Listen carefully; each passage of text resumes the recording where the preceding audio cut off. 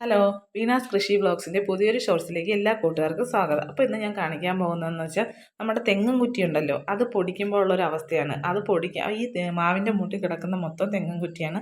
അപ്പോൾ ഇന്നൊരു 2 തെങ്ങും കുറ്റി എടുത്ത് നമ്മൾ പൊടിച്ചിട്ടുണ്ടായിരുന്നു കേട്ടോ. അപ്പോൾ പൊടിക്കുമ്പോൾ നല്ലൊരു വളമാണ്. അതുപോലെ തന്നെ നമ്മളെ മണ്ണ് കട്ട പിടിക്കാതെ കിടക്കുകയും ചെയ്യും. ഇതാണ് തെങ്ങും കുറ്റി പൊടിച്ചത്. അപ്പോൾ ഇത് ഞാൻ കാണിക്കുന്നതിൻ്റെ മെയിൻ കാര്യം എന്ന് വെച്ചാൽ ഈ തെങ്ങും കുറ്റി ഇന്ന് പൊട്ടിച്ചപ്പോഴത്തേക്ക് അതിനകത്തൊരു പുതിയ അതിഥിയെ കണ്ട്. അതിഥി എന്ന് വെച്ചാൽ നമ്മളെ കൊമ്പൻ ചെല്ലിയിലെ ലാർവ.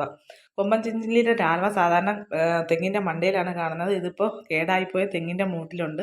ഇത് സാധാരണ കണ്ടുവരുന്നത് നമ്മളെ വളക്കുഴിയാണ്, ചാണകക്കുഴിയിലൊക്കെയാണ് കണ്ടുവരുന്നത്. ഇതാണ് വലുതായി നമ്മളെ കൊമ്പൻ ചെല്ലിയായി മാറി നമ്മളെ തെങ്ങിൻ്റെ മണ്ടയൊക്കെ തിന്ന് നശിപ്പിക്കുന്നത്.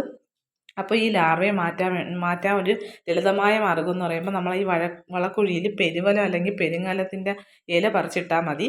അപ്പോൾ ഇതാണ് നമ്മുടെ കൊമ്പൻ ചെല്ലിയുടെ ലാർവ. നല്ല മുഴുത്ത ലാർവകളാണ്, തോനെ ഉണ്ടായിരുന്നത് കേട്ടോ. അപ്പോൾ ഒരുപാടെണ്ണം നമ്മളെ കാക്ക കൊത്തിക്കൊണ്ട് പോയി. കാക്കയ്ക്ക് ഇത് നല്ലൊരു ഭക്ഷണമായിരുന്നു. അപ്പോൾ ഇതാണ് കൊമ്പൻ ചെല്ലിയുടെ ലാർവ. കണ്ടിട്ടില്ലാത്തവരെല്ലാം കണ്ടോളൂ. അപ്പോൾ ഇത് ഒരുപാടെണ്ണം അതിനകത്തുണ്ടായിരുന്നു. നമ്മൾ കൊണ്ടുവന്ന തെങ്ങുകുറ്റിയിൽ ഒരുപാടെണ്ണം ഉണ്ടായിരുന്നു.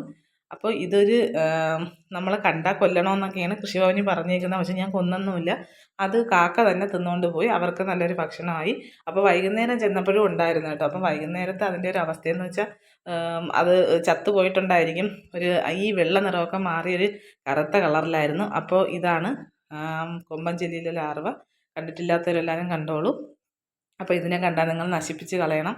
കാരണം നമ്മളെ തെങ്ങെല്ലാം ഇതാണ് കേടാക്കുന്നത്.